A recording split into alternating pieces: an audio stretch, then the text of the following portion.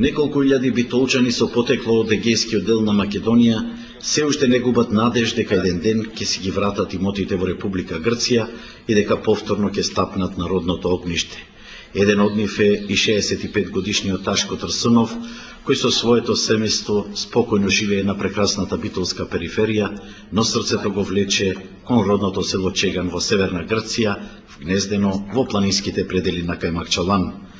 Откако неговиот татко заминал во редовите на Демократската армија на Грција, тој како 5-годишно дете ја запаметил бегалската Голгота, кога со дедо Мористо, братот и мајка му, водејќи ги пред себе стадата овци и кози, заедно со другите бегалци од Чеган, ја префрлија границата на Кајмакчалан и по една недела стигнаа во Овчеполска ерџелија.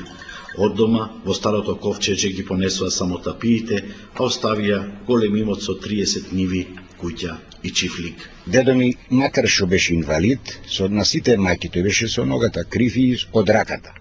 И со сите мајки успеа да го носи, да го донеси тапиите турски и грчките тапи, дури да речам од со некои и порези што платил таму таксани и марки, се тоа е направено, мислам, донесено овде. Трсуновци повторно сите се собраа дури по 10 години во Битола, а Ташко во Чеган успеа да отиде по цели 30 години со германска виза. Нашиот имот е распарчен, кој има таму, имаше брачеди што имам, тие го користат. Сега се прави туристичко место, селото го преселија долу, сето е вили, зимски рекреативен центар, жичари, овона, се ни зедоја. Сега со турските и грчките тапи ќе си го бараат имотот пред Меѓународниот суд во Страсбур. Најдовме преведувач во Скопје од Исламската верска заедница, судски преведувач, кој моментално ни ги преведува тапите што се на старотурски и на арапски јазик.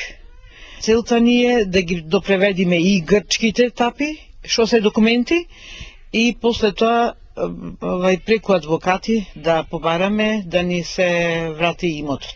Тапиите за имотот во Чеган на Трсуновци им го спаси старото ковчеđе. Меѓутоа, 70 други битолски фамилии од Егејска Македонија своите права ги барат преку Сдруженијето на децата бегалци, но меѓународната постапка им заглави во финансиски лавиринти.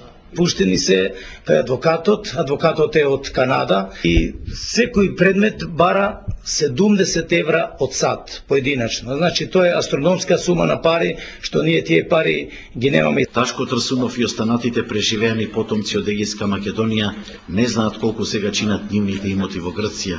За нив парите не се важни, зашто се борат за својот идентитет и за родното огниште.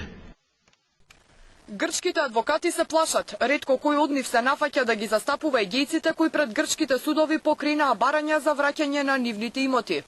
Они имаат право, меѓутоа се плашат од така наречени националисти, луѓе кои беснеат, ќе им ја скрши канцеларијата, прозорите, ќе им ја уништи колата и така натаму, и од тие причини не се нафаќаат да застапуваат наши граѓани сега на Република. Од друга страна, без посредство на грчки адвокат, тешко се комплетираат предметите. Така македонците, за да добијат било каков документ, тие би морале самите да отидат во Грција, а не можат зашто не ги пуштаат на граница. Дури и да отидат, вели Дуневски, грчките службеници често пати лажат дека нашите документи, имотни листови, крштиници и слично се изгубени.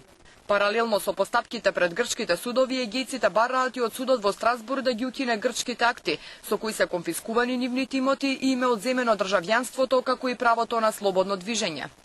Значи, и да можеме ние слободно да се движиме, па да одам јас во Костур, во катастарот, да си земам имотен лист за имотот што се води на мојот дедо. Значи, без пари, без адвокат. Над 30.000 семејства поседуваат имоти во егејскиот дел. Досега 4.000 од нив веќе ја тужат Грција и бараат враќање на имотите. Ниту еден од нив не е проценет под 1 милион евра, а некои бараат и многу повеќе, затоа што вредноста на земјата во изминативе 60 години е значително порасната.